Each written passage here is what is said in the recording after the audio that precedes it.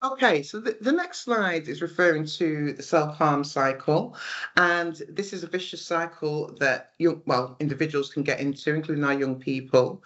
And just to explain it a little bit more, is that we start off with these what we would say are big feelings relating to, it could be an event or an incident that's happened, where there's been emotional suffering and upset, and the young person can become emotionally overloaded with these emotions and struggle to cope.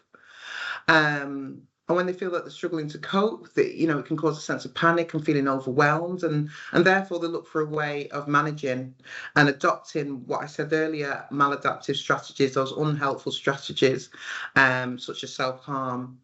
Um, and the self-harm at the time can feel like it helps in terms of a short-term release. And almost like I like to, some people have termed it as like a painful mindfulness. A self-harm can be a distraction to distress, because concentrating on the pain, although it's painful, it may feel much more nicer in a way than thinking about that stressful situation. And some young people have described to me self-harm being as though it's a balloon that keeps getting bigger in terms of stress, and they feel like they're ready to burst. But self-harm is like a small valve, that when they complete the self-harm, then it's just reducing some of that pressure in that balloon, if that makes sense. So once a young person may have self-harmed, that there is also a biological short-term release in terms of seeing their own blood, because seeing your own blood, the body's wired up, so it reacts to prevent someone bleeding to death if they're seriously injured. Looking at your own blood reduces your blood pressure, and this in turn prevents someone losing too much blood. So the feeling of a lowered blood pressure can help a young person actually feel physically relieved as well.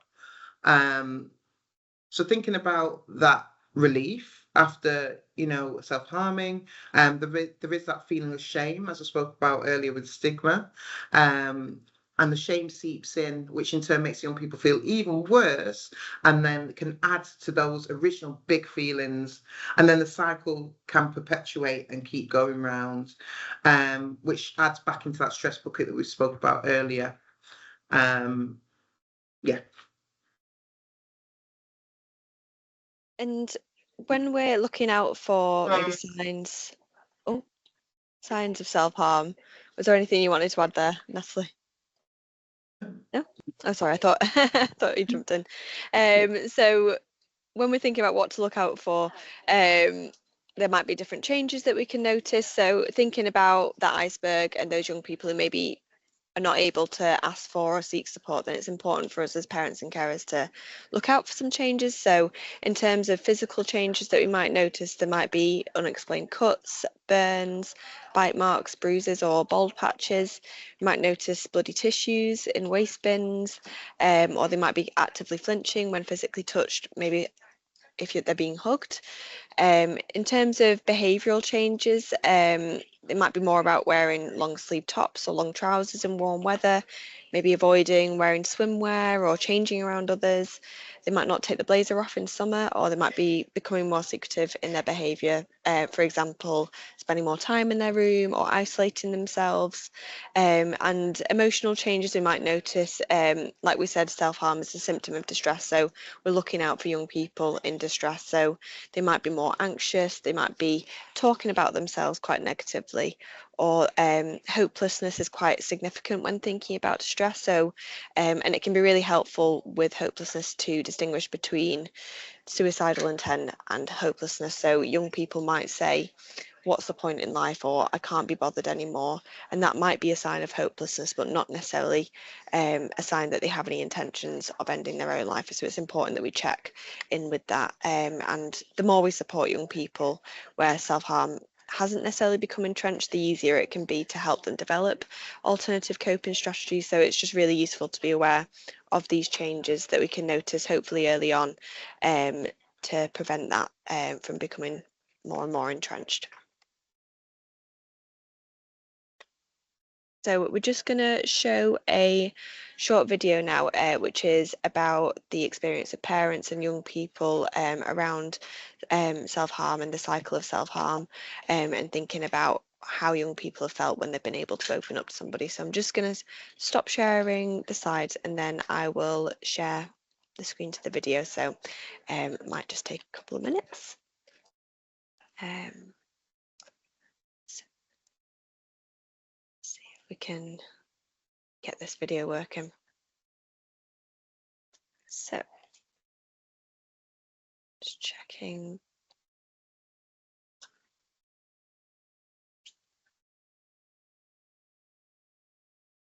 Disbelief. Start that again because I don't know if the sound was working. It was shock. It was devastation. It was one of total disbelief. You know, I knew about self-harm, but didn't ever expect it to happen to my little one. And I just put my arm around her and I said, it might help if you talk to me and we try and find, you know, some way of helping you get through this.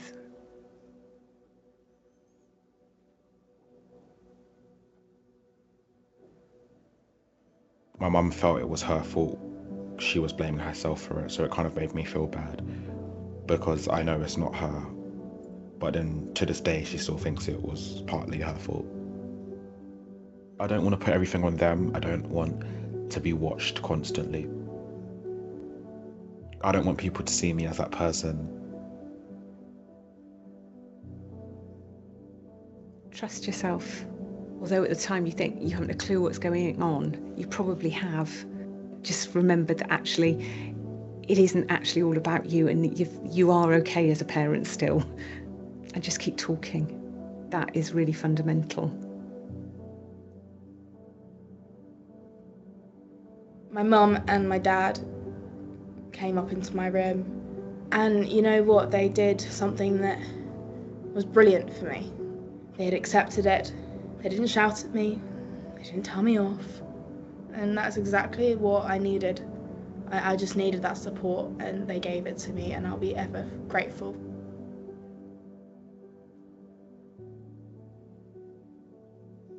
I think it's really important to have the trust, because if they don't trust you, then they're not going to be open with you. Everything's going to be secret. And then when you know the problems, you get the professional help. It's important to get the professional help. It was definitely like a weight off my shoulders, because I've always known that these people care about me. I feel very lucky to have a lot of people around me, like all my friends, my boyfriend, my parents, and other like people in my family. That's a very positive thing that has come out of this, being able to communicate a lot more with them. She's done brilliantly, but it had to be when she was ready, on her terms and not mine. And that as a parent is hideously hard. It took some time, but yeah, I have my moments, I have my days. Before I didn't have aspirations, but now I do and I see a future.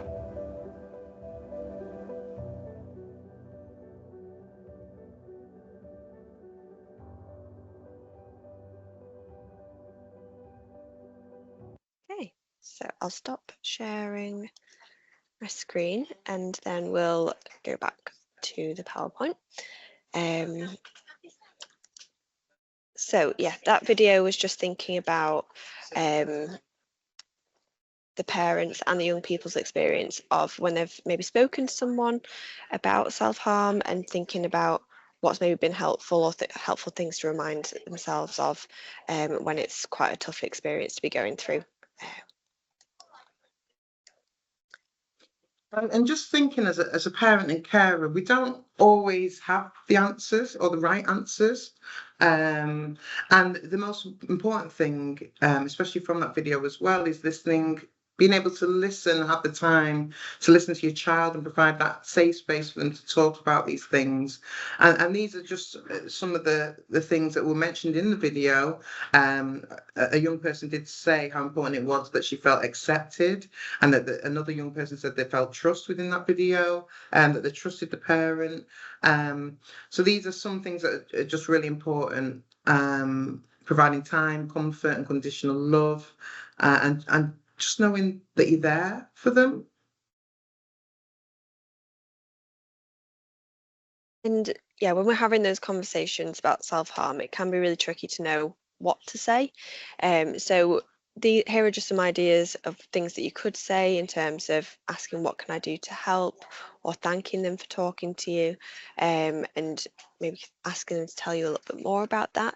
It's really important that we try and stay calm as the parents and carers in that situation, because it can be quite anxiety provoking and our minds can often jump to the worst case scenario. So it's important to stay present, and it's important for us to have a bit of a poker face so that we try our best not to show that we might be feeling anxious, to help them to feel a little bit more like what they're saying isn't scaring anyone away. And yeah, asking open questions rather than closed, to try and elicit a little bit more information. So like I said, asking, tell me a little bit more about that. Trying to focus on what your child is saying and avoid being too reactive, like we were speaking about. Being able to speak to someone who is coming across as calm can be helpful in supporting your child to continue opening up and continue that open relationship. Asking how you can help, so it's important to help them to feel like they are in control and sharing that responsibility as well. So you might say, it doesn't have to be just your responsibility to deal with these feelings, we can work through this together. Trying to give reassurance where you can. So you saw in the video that a young girl took quite a long time to tell someone, and it can feel really daunting for a young person to actually open up about these things that are really difficult for them. So thanking them for talking to you, reassuring them that they've done the right thing. Silence. So quite often we do want to jump in, but trying to stay with it, as they might be thinking about what they want to say, and they might have also only said a fraction of what they want to say. So trying to go at their pace and try not to ask too many questions, because that can be quite overwhelming for your child, and being patient whilst that's happening, because we might only get those small pieces of information at a time. So just going at their pace and just being yourself.